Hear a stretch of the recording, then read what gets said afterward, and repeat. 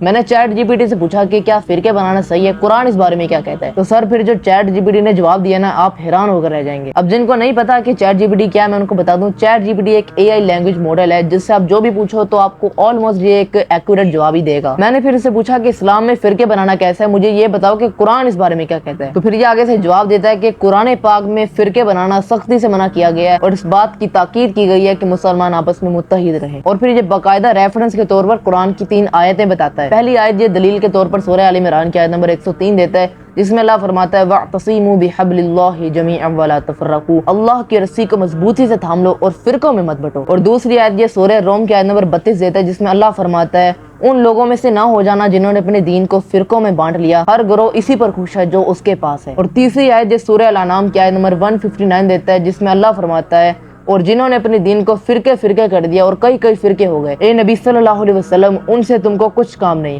ان کا کام اللہ کے حوالے ہے، پھر جو کچھ وہ کرتے تھے اللہ ان کو سب بتائے گا۔ اور پھر چیٹ جی پی ٹی قرآن سے دلیلیں دینے کے بعد کہتا ہے کہ ان آیات سے واضح ہوتا ہے کہ قرآن مسلمانوں کو فرقہ بندی اور تفرقہ بازی سے بچنے کی تعلیم دیتا ہے، اور یہ اللہ کا حکم ہے کہ تم نے فرقوں میں نہیں پڑھنا۔ سورہ حج میں اللہ تعالیٰ فرماتا ہے میں نے تمہارا نام مسلمان رکھا ہے، پچھلی کتابوں میں بھی اور اس قرآن میں بھی، تو میں تو اپنے آپ کو فخر سے صرف مسلمان ہی کہنا پسند کروں گا، نہ کہ کسی اور نام سے اپنے آپ کو بلانا پسند کروں گا۔